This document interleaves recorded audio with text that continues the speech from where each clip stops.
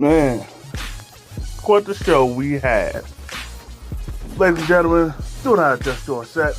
It's Hitman, guys. Welcome to your official review for Survivor Series War Games. And of course, I'm not the only one here. Please welcome, as always, the co-host, the humble man, Gary. Gary, welcome to the contracts. Yo, what's good, my man, Cause Painting. Ain't nothing, man. Ready to get down with this? Let's do this shit like Brutus, hell yeah. Alright. To start things off was the women's War Games match. Oh yeah, one of the best fucking matches of the night. I don't know. I'll get to that in a sec. Now, there's a few things I want to lay down before we get to the match itself. Now, first off, before this, there has been 6 women's War Games matches, and Io Sky has been in all of them. Right. Then, prior to this War Games match, Bayley has not won a single one. Right. Then, both Candice LeRae and Raquel Rodriguez are undefeated in War Games matches. Then, right. Also, Team Rhea actually had double the experience that Team Nia had in the War Games matches. Right. Then another thing, needless to say, the crowd, of course, was singing Bayley's song. That whole "We Want Bayley" thing, as her and Nia Jax started the match. Also, another tidbit, it was Naomi's birthday, and the crowd was chanting "Happy Birthday" to her. Right, exactly. And also, she was wearing a birthday hat too. So again, happy birthday to her. Most definitely, oh yeah. Anyways, so Bayley and Nia started things off. Then clock strike 0, out comes Naomi. And one of the most memorable moments that happened was that she pulled out of all the weapons that they gathered, they pulled out a toilet seat. Oh yeah. And Nia was put into the corner. And then Naomi put the toilet seat on Nia's head and then gave her the stink face. Oh yeah, that's right. Now, let me say this. Whoever was the cameraman, you need to be fired because you had the camera facing the wrong way when Naomi was giving it.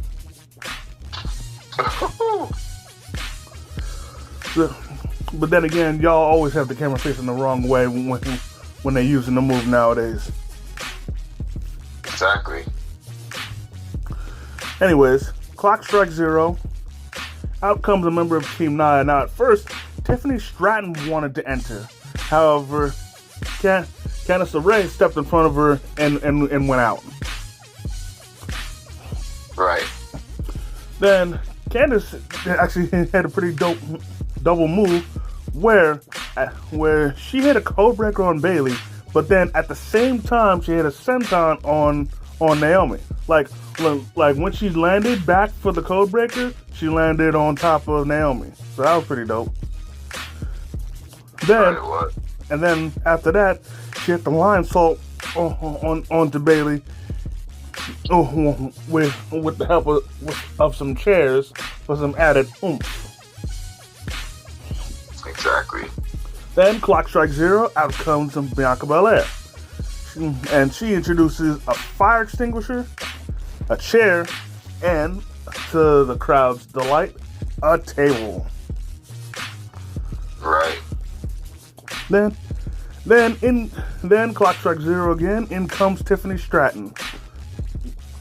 And Nia and Tiffany inadvertently, in my opinion, pay a little tribute to Crime Time, rest in peace, Shad, when they hit their finisher, the G9, which was the Samoan drop spinning neckbreaker combo from the top rope onto Bianca Belair. Then, right. Clock strike 0, in comes Io Sky. She brings in her best friend, the garbage can. And that's right. Well, then clock strikes 0. Out comes Raquel Rodriguez, and Nia and Raquel do their best imitation of the Authors of Pain when they pick up both Naomi and Io in a powerbomb position, and they hit the Super Collider and slam them onto Bayley and Bianca. Oh yeah. Then clock strikes 0. Out comes Rhea Ripley, and she starts cleaning house. Oh yeah. Despite that mask, that was a pretty dope mask that she had on. Oh yeah, it was. Then clock strikes 0 for the last time. Out came Liv. Well, out was supposed to come Liv Morgan, but she ran away to the back. But she came back out with a baseball bat. That's correct. And then the rest of Team Nia holds down Rhea Ripley while Liv goes to town on her with the bat. Then she pulls out handcuffs, to which then Io then drop kicks Nia, but then Tiffany drop kicks Io, and then might as well talk about it. The major spot where both Tiffany Stratton and Io Sky go to the top of the cage, and which Tiffany hits a swanton, but at the same time, Io steals her thunder and hits an over the moonsault while having the garbage can on her. Exactly. That was crazy. Yeah. Then there was another garbage can that was brought out by Tiffany Stratton, in which she pulled up her Money in the Bank briefcase. Yeah, that was crazy. And at first it looked like she was going to cash in on Liv, but then Raquel got up in her face. But then this little distraction gave enough time for Io to spray them both with with a fire extinguisher, and then in the smoke of the extinguisher, Rhea Ripley handcuffs Raquel to the rope using the handcuffs that Liv brought out. How ironic. That's correct. Then later on, Naomi and Bianca hit a super power bomb on Nia through a table. But she did. That was crazy. But then later on, Liv hits Oblivion to Bayley onto a chair. Right. But, that was so. Oh my god. Yep. But then the match ends when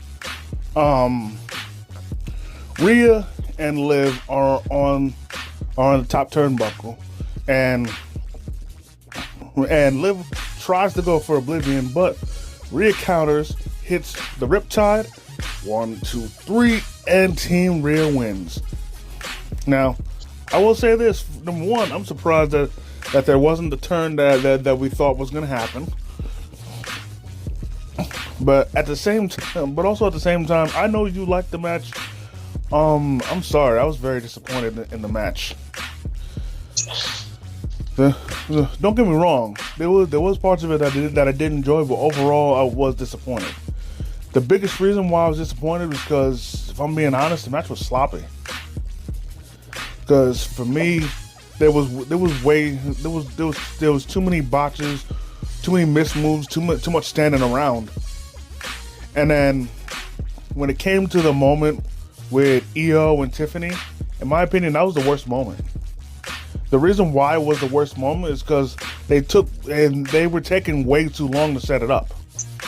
And then when it comes to making it look realistic, that completely went out the window, because literally the competitors were literally looking up at them the whole time, like while they were taking their sweet time to set the move up, to set up both spots. And that, for me, that really ruined it for me. Oh, yeah, exactly. It was very ridiculous. Like, they really could have done better with this match. I really expected better from these women in this match. I really did. Hey, yeah, man, could have been better. Now, but now I gotta put in some positiveness, and I'm putting a spotlight on Nia. Which, first off, I need to say this, even though you don't know this guy, to JD from New York, fuck you. Straight up, fuck you. Cause let me tell you what this jackass did. And I know I don't know, it's a free country. Everyone's free to have their own opinion. But he took to Twitter and put up a picture of a garbage can stating that Nia Jax should change that to her profile picture. Oh, wow. And he was pretty much shitting on her whole performance in the match. When, in my opinion, aside from her chair shots, she kicked ass. Oh yeah, she did. She was kicking ass. She was doing her thing. I can take apart quite a few moments in which Nia was doing her thing. Of course, there was the spot where she did the G9 with Tiffany Stratton, or how about back to the Super Collider that she did with Raquel Rodriguez, or the time where Tiffany did like some sort of roll-up predicament, but while she had the opponent stuck in there, Nia hit a dope-ass leg drop. Exactly. Like, and you know, it's not just that asshole JD. And you know what? I gotta give a big shout out to Bully Ray, Bubba Ray Dudley, because when JD's motherfucking ass put out that tweet, Bully Ray responded to it. Oh wow!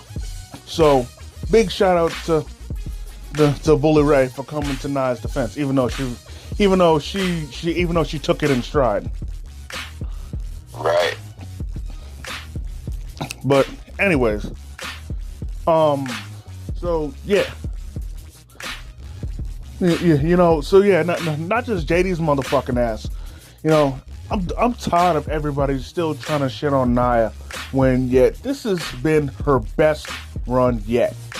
She has been nothing short of dominant. And more importantly, she's gotten a lot better in the ring. She's a lot more safer in the ring. You have not heard a single case of her injuring anybody in any way, shape, or form since she's come back. Yet people still want to shit on her, man. Y'all can go fuck yourselves, all of y'all. Yeah, no lie. Y'all put some fucking respect on Nia's name. Exactly. Moving on.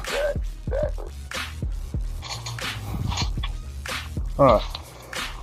Now, moving on, we have LA Knight defending the U.S. title against Shinsuke Nakamura. Now, let me say this about Shinsuke.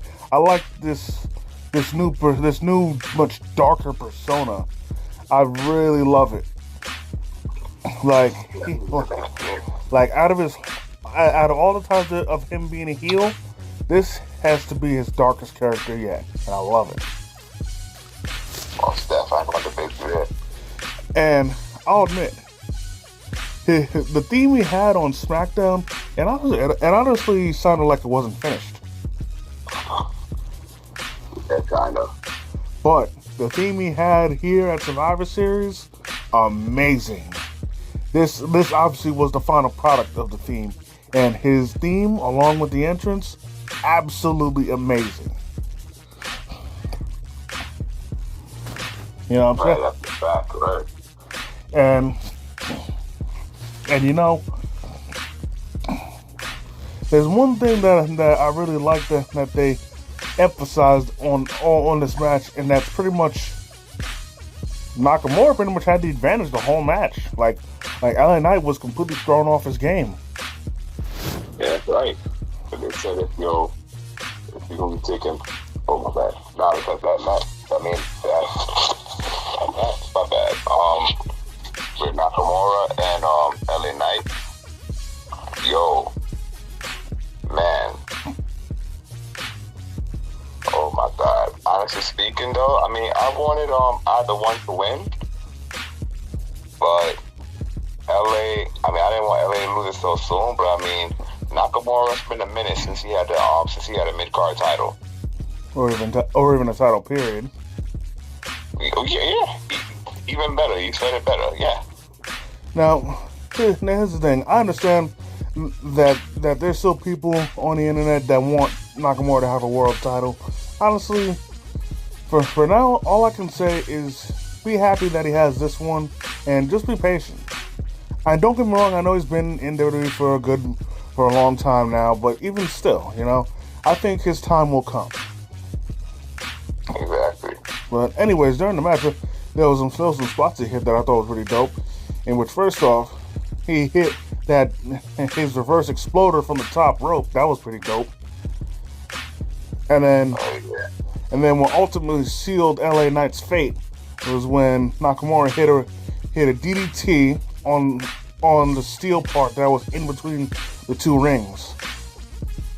Oh yeah. And then Nakamura sealed the deal with a Kinshasa, and Shinsuke Nakamura is now a 3-time United States champion. And ladies and gentlemen, welcome back to the state of Nakamerica. Oh yeah. I definitely would like to see where this where this reign goes. Well, right, yeah, man, me too. And there was also something somebody pointed out about Shinsuke Nakamura that I think is pretty interesting, and that he's the only superstar, at least right now, that held the current and previous version of the IC title, and the current and previous version of the US title. Oh wow! Because, wow, yeah, it's pretty dope. Now moving on to what arguably was the best match of the night: Braun Breaker versus Ludwig Kaiser versus Sheamus. Yes, sir. This match was fucking amazing. All three of them showed their skill, their immense skill. My God. Oh yeah, they did. And there was so much that happened, like from Sheamus hitting the 10 beats of the Baldwin to both Ludwig and Braun on freaking using the barricade. Exactly. Sheamus, I don't know why they call it this. It's called the High Cross, not the Celtic Cross. The Celtic Cross was Fit Finley's finisher. It's called the High Cross. Oh yeah. Anyways, he hit that to Braun Breaker. Then of course Braun Breaker hitting the Breckensteiner to Sheamus. Right. And then there came the time where, honestly, I thought this was Sheamus's time to shine. But because what happened was Braun attempted to go for the spear. However, Sheamus ducked out the way, and Braun actually wound up hitting head first into a chair that was set up in the corner. Right. And then next thing you know, bam, he gets hit with a bro kick. And I thought that was it. But before the ref could count to 3, goddamn Ludwig Kaiser yanks the ref out the ring. Then Ludwig takes Sheamus' shillelagh and starts whooping his ass with it. Oh man. Right, yo, that was, oh my God. And then Ludwig hit his finisher. I don't know what he calls it. So the most I can call it is the Dream DDT. But That, go ahead. I'm saying that match had to have been like one of the best of the night. My God. Absolutely. And then as he hit the DDT, he didn't even get a chance to try and go for the pin, because next thing you know, bam, Braun spears the shit out of him, looking like when Goldberg speared the shit out of Christian that one time. Oh yeah. And then freaking Sheamus was dead to rights, as Braun hit him with a spear to retain the IC title. Exactly. Now again, this match, my opinion, best match of the night. Even for me, even better than both War Games matches. Best match of the night. Oh, got you. My God! Like, first off, we need to give flowers to all three competitors: Braun Breaker, Sheamus, and Ludwig Kaiser, because all three of them, once again, they all showed out. They all showed out big time. Like, first off, Sheamus, despite his age, has shown that he hasn't lost a step, and two, I doubt he's gonna lose a step anytime soon. Right. That's a fact, man. Like, yo, I don't think neither of them, honestly speaking. Who you see, he said you don't think Sheamus lost a step? Nah, and I don't think he's ever gonna lose a step at the rate he's going. Neither am I, man. Honestly speaking, Sheamus is a face right now. He's more good as a face or heel, but as me and you know, my man, he's better as a heel, but nah. And also Sheamus, he ain't never lost it, man. Nah. Yep. And then we gotta like I said, we also gotta give it to Braun and Ludwig, because they also did their thing. Braun, he ain't even been in the business long, and he's taking it by the horns and kicking ass. It's wonderful. And Ludwig, he's stepped up to the plate big time. He has a spotlight of his own, despite still being in Imperium, but yet he's still doing his thing, showing that he's his own person too. Yeah, exactly. But since we're on the subject of Imperium, let's go ahead and go to the next match. The last non-War Games match of the night: Damian Priest versus Gunther for the world title. Oh yeah, it's another good match. Now, there was something that they pointed out that I honestly thought was gonna reverse jinx it, and that was Damian Priest is winless at Survivor Series. Oh yeah. He has not won at Survivor Series. That's correct. Then another thing that was pointed that I noticed during the match, or at least for the first half of the match, was that Gunther looked pretty shook. It did.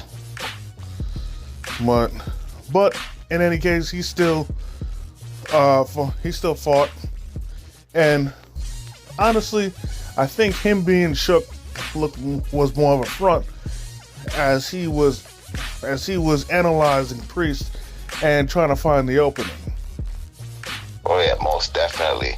In which the opening did come, in which Damian Priest wound up hurting his shoulder, to which Gunther took advantage of.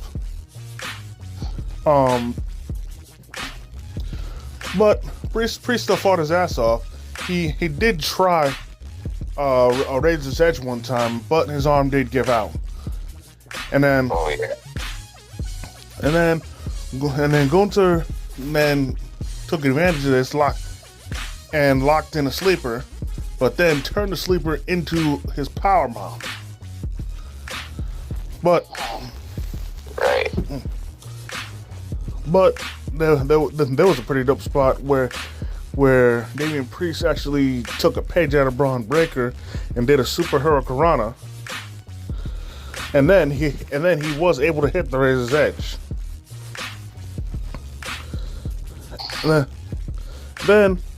he tried to hit the South of Heaven, but once again his arm gave out.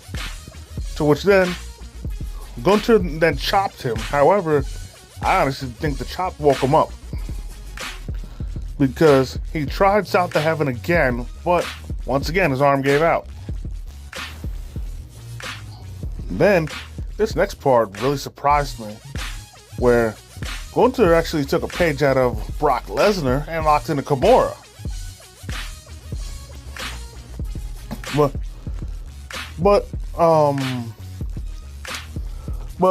Priest made it to the ropes. Then came a pretty scary spot in my opinion, where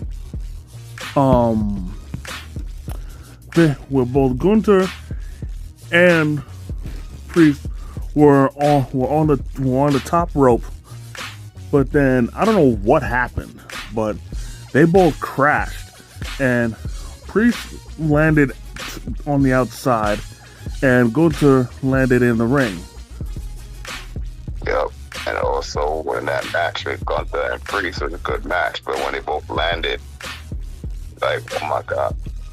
That spot was I honestly thought that spot was pretty dangerous, very, very scary indeed, you know.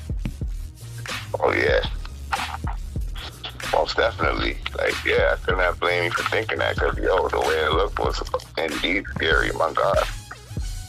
Like, honestly, I'm pretty sure the spot was planned, but honestly, it didn't look like it was. Right.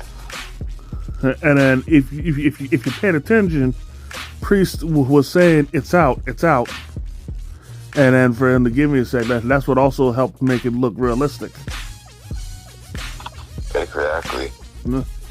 But then while the ref had his back turned, the crowd went crazy, which showed that somebody was there, and out came Finn Balor, who then hit a coup de grace onto Damian Priest, but Finn didn't get much time to celebrate as Gunter drop kicked him. But then Gunter then power bombed Damian Priest, then put Priest to sleep for the win. Exactly. And it's obvious Damian forgot what Finn said, and that he was never gonna forget. And when he least expected, he was gonna screw him over again. Oh yeah, exactly. For real. So, yeah. Interested to see Judgment Day rivalry still going with Damian Priest and Rhea Ripley. Well, I'd say the feud is more just Damian and Finn. Oh yeah. But at least for Finn, his actions have now paid off, because now he's earned a title match in which he will now face Gunter at Saturday Night's main event for the world title. Oh yeah. And I have no doubt in my mind that Damian Priest is going to interfere in that match. Neither did I. Mm-hmm. Like, I have no doubt that he will do that, and then that's going to set up their match. Oh yeah, it will. And in which I hope that Finn wins, because he more than deserves to win. It's been too long, and he's been treated so shitty. That one of the bitch here. I was thinking about that earlier too. Yes, he has been. My God. And then also, I also have to add that during a backstage interview, Finn was being interviewed, where, in my opinion, she ignorantly thought that that Finn was done with Priest, when he clearly showed that after he lost that he was not done with Priest. Even when Adam refused to give him a rematch, he said he wasn't done with him. Exactly.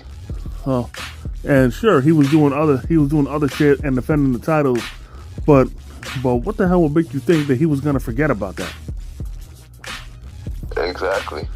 Then Damien went and then fought Finn, but then out came Carlito and JD McDonough to help fight him off. To which then they brought him over, and JD held down his arm. To which then Finn hit Priest's arm with a chair. That's right. Now, That's crazy too. yeah, now I have no doubt in my mind that two things are going to happen.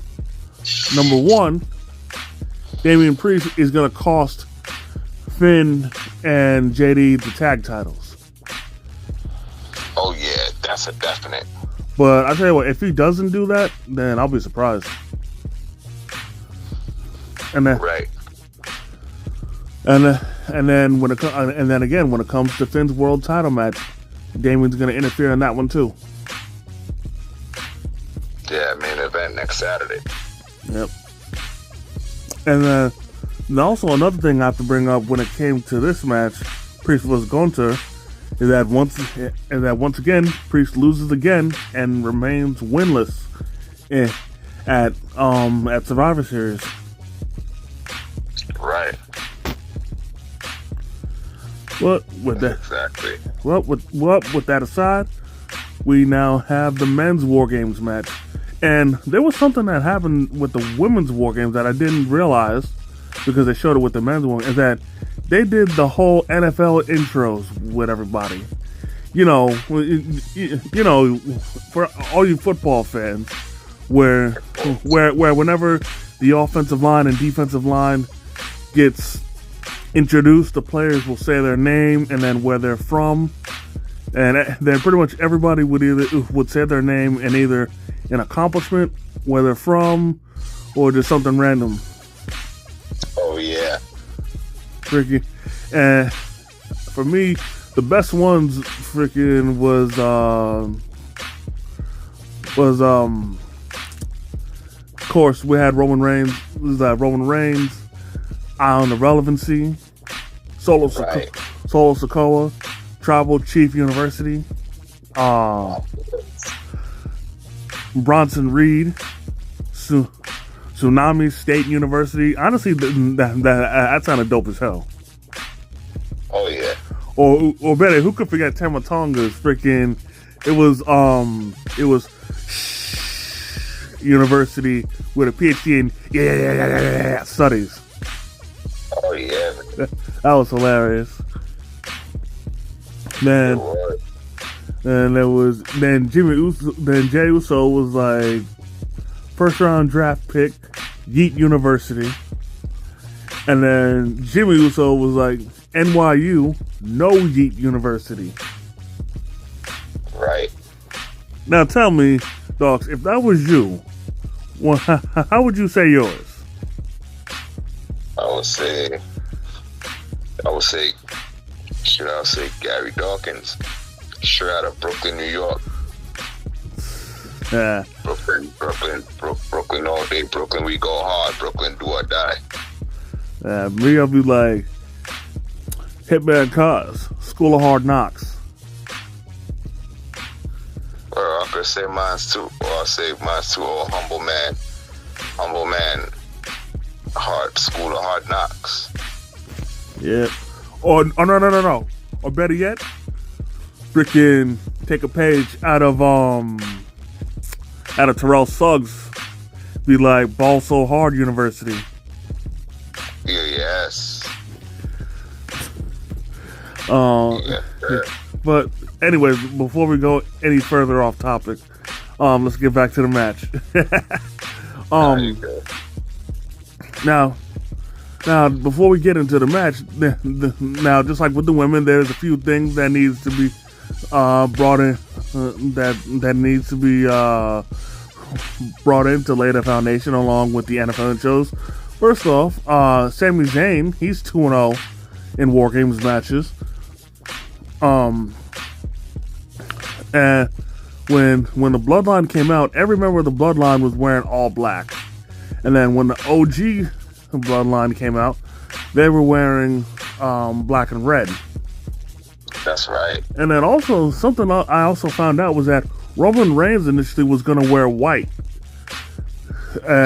but what happened? But he didn't like the material in the white pants that they made, so he just wore his regular black stuff. Which was real crazy too. Which is very understandable because with as much as they're moving around, you gotta be comfortable in what you're wearing. If it's all restrictive and whatnot, you're not gonna be able to do your moves as good as you normally do.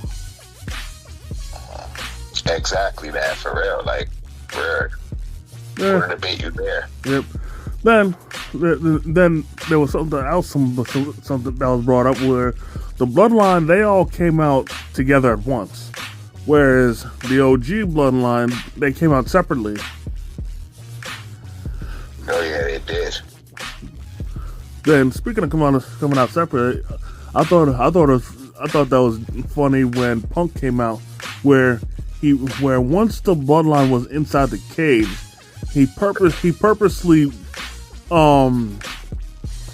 provoked the Bloodline, and Bronson Reed and Jacob Fatu were trying to grab him.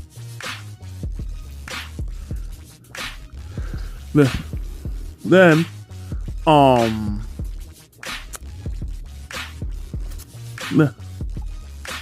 and then of course, well, first off, huh? What'd you say? Right, now I'm saying the green over was just saying with this whole match was just like, yo, insane. Yeah. Then to start the match off, Jey Uso and Tama Tonga started. And Tama Tonga, my God, this guy, it's the extra shit he does really, it just really helps him stand out. And if y'all don't know what I'm talking about, what happened was, when Tama Tonga went into the match, or went into the cage, he was climbing along the cage and doing his usual kind of routine, and freaking Michael Cole and Corey Graves were so creeped out. It was so hilarious, so amazing. Tama Tonga, never change, brother. Never change. Right. Then another thing that I noticed was that Roman he kept side eyeing Punk the whole time. Oh yeah, he had been. Now, anyways, when the match started, there was something pretty funny that happened, where Tama Tonga actually botched, because he tried to pin Jey, but they were the only ones in the ring. Ooh, so the pin didn't count. And then of course, as per usual, when it comes to a botch, the crowd mocked him and chanted, "You fucked up." Yes, yeah, that was, man. Yeah. For real, that was like, that was crazy because the way they chant. I mean, that whole match itself was crazy, but the crowd sounded was like, I don't know. Yeah, but that always happens with a botch, so he'll get used to it. It was his first War Games match. He'll be all right. You're right. Yeah. Anyways, clock strike 0. Out comes Bronson Reed, and he brings a lot of chairs into the match, and some of them get used on him, understandably. Then clock strike 0. In comes Jimmy Uso, and I got, even though I wanted to save it for towards the end of the match, I gotta give it to Jimmy Uso. He did his thug thizzle in this match. I honestly think he was the MVP of this match. Oh yeah. But and I'll admit, I was thrown off when he actually hit the Whisper in the Wind onto Bronson Reed and Tamatonga. Right. Then clock strike 0, and Tonga Loa actually wanted to enter next. However, Solo stopped him and then ordered Jacob Fatu to enter. Then, oh my god, this spot was crazy. Where Jay hit a Samoan drop onto Jacob Fatu. However, Jacob no-sold it and did a kip-up. And then... Right. And then I don't know whether it was during then or another spot where Jay cussed and said, "Oh shit." Yeah, that part too. Oh my god, I saw. And then Jacob once again proved that he's not human, because he did a handspring moonsault to a kick, in which when he went back on the handspring, he kicked Jimmy in the face. And then he landed the moonsault onto Jay. Like seriously, this guy's not human. Oh yeah, not. Well, he certainly is not. Like, oh my god, oh my, I can't find the words to describe how good, how great Jacob Fatu is. Like, the things he does at his size, and keep in mind, he was doing this stuff even when he was bigger than he is right now, which further proves this guy's not human. Right. Nah, but anyways, something pretty interesting happened where clock strike 0, and initially CM Punk wanted to enter next. However, Roman extended his arm, preventing them from doing so, and ordered Sami Zayn to come out next. And even Sami was thrown off by this. But yeah, see, right. And then for that time being freaking, they had this funny thing where both Punk and Roman were in the cage. And they clearly were looking like two co-workers who hated each other, being stuck in one place. Yeah, it were. Anyways, clock strike 0, out comes the GOAT, Tonga Loa. And he brings in 2 tables to spice things up a bit. Clock strike 0 again. And Roman, he wanted to enter, but Punk shoulder bumped him and entered instead. And Roman was clearly pissed because he did the thing where he moves his mouth, where he twitches his mouth. Right. And CM Punk freaking he pulls out a toolbox and he starts bashing everybody with it. And then he freaking goes berserk on Tonga Loa with it. Then Punk hits Jacob Fatu. Then this spot, once again, a credit to the lack of humanity in Jacob Fatu, because Punk hit multiple people of the bloodline with his corner knee strike. But then what happened was he hit Jacob Fatu with the corner knee strike, and then he did the whole bulldog transition, and he bulldogged Jacob onto the toolbox. But once again, Jacob no-sold it and hit him with a pop-up Samoan drop. And I cannot emphasize this enough. Well, both of these things enough. Number one, he does that pop-up Samoan drop perfectly. Like, I don't know how many times he's practiced that, but he has perfected it beautifully. And then also, this needs to be emphasized once again. Jacob Fatu is not human. He's not. Then clock strikes 0, and then out comes Solo Sikoa, and then he pulls out a chain,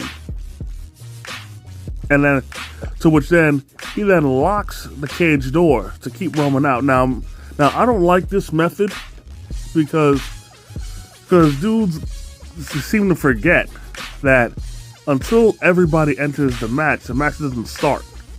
It doesn't officially start. So I understand trying to keep Roman out, but the match isn't going to start, and you're not going to win until he's in. Exactly. But at the same time, they could brutalize all the other members until he gets in. But in any case, yeah. So Roman eventually does what's expected, and he climbs over the top to get in, and he hits a diving crossbody while doing it. Right. Then the OGs run into a bit of trouble as Roman and Punk start to bicker. But thankfully, Paul Heyman comes down to the ring and snaps them both out of it. Exactly. Then that was the best part. Yeah, man. And then the Usos hit the double Uso splash on Tama Tonga and Tonga Loa.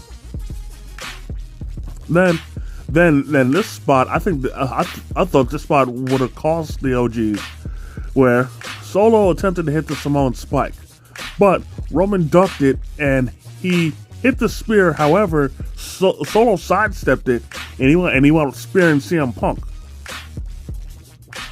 And I thought that was gonna cost him the match. But right. Then there was a bit of a spot. Now this spot, I don't know whether it was planned or not, but Jacob tried his double jump moonsault, but he slipped and hurt his leg. Right. And that crippled him for a little bit. I don't know whether it whether the injury was real or not. If it was real, it's unfortunate, but it comes with the territory. But if it was planned, then credit to Jacob for selling so perfectly. Definitely. Then later on, Roman low blows Jacob Fatu. Then he spears Solo Sikoa. Exactly. But and then of course then came the craziest spot where Bronson Reed was on top of the cell, in which Roman was laid out on a table. Then Bronson Reed tried to hit the tsunami. However, Punk yanked Roman off the table, and Bronson hit nothing but wood. Oh yeah, that's that. Then the Usos hit the 1D on the Jacob Fatu. That took him out. And then Right. Jimmy Uso, he decides to be like, Bronson tried it. I'm gonna try it better. Where he hits the Uso splash from the top of the cage, and oh man, he was taking his sweet time too. But at least for him, it didn't look as bad because his opponent was down. Exactly. And then came the end of the match where now Solo Sikoa was a sitting duck. Oh yeah. He was surrounded, but I will admit he did not back down. That's correct. And I noticed Roman had his arms out, so he showed that he still did care for Solo. But in any case, the Usos each give Solo a super kick. Then Sammy hits the haluva kick. Then Punk puts him to sleep, to which he stumbles against the ropes. Then Roman spears Solo, and the OGs win. Yes, sir.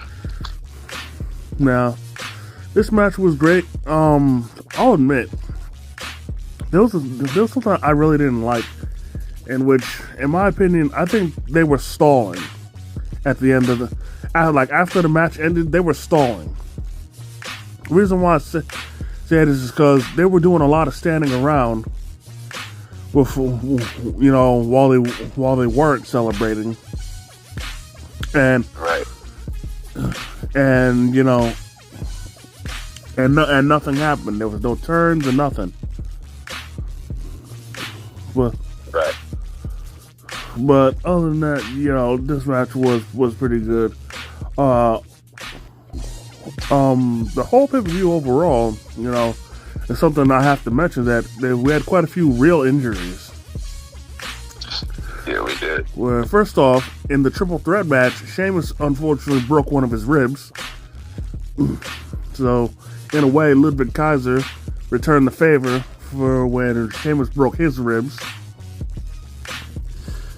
Then in the men's War Games match, both Bronson Reed and Jimmy Uso got injured. So, hopefully their injuries are nothing too severe, and they don't have to miss too much time. I especially hope that Bronson Reed doesn't have to miss too much time, because he's finally hit his stride on the main roster, and he's being treated like the monster that he's always should have been. Secondly, as far as the bloodline goes, in my opinion, I think Bronson Reed needs to stay on SmackDown and be with the bloodline, because in my opinion, he fits in perfectly.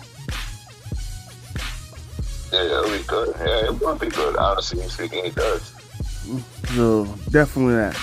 And now that the OGs have won and the Bloodline has won, this now sets the stage for the rubber match, in which probably it more than likely should be Roman versus Solo, where the winner gets the Ulafala permanently. Exactly. Now, that's what should happen, honestly speaking, inside the country. No, you're good. Now, I don't know whether it'll happen at Saturday Night's Main Event or somewhere else, but it needs to happen.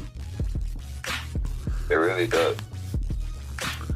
But also, seeing as the OGs won, I wonder what is the favor that Punk is going to call in for from Paul Heyman.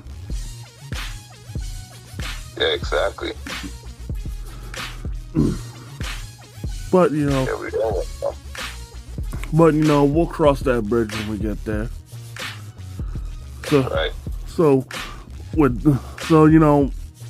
Overall, I enjoyed this review. I think it was pretty good. Yeah, me too. And out of all the titles defended, only one switched hands. Exactly. But then again, you really can't go into every pay-per-view expecting a title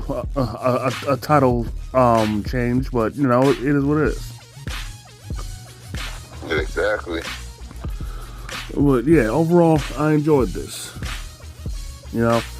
Sure, there were moments that could have been better, but overall, I did enjoy this. Yeah, me too. I did. Yep. So, with that being said, that's going to do it for this episode. I definitely want to thank each and every one of y'all for taking the time out of your busy schedule to come and chill with your boys. I definitely want to thank the Humble Man, as always, for coming through, kicking his wrestling knowledge. Yes. You already know it. And we'll be right back here. We're coming at you out tomorrow with our predictions for the NXT pay-per-view, NXT Deadline. That's right. So if y'all enjoyed this video, go hit the like button, comment if you feel like it. If you're new to the channel, please subscribe and hit the notification bell so you never miss a new video. And as always, by way of Circle Vision Productions, it's the Hitman and the Humble Man. And if you see us coming, run.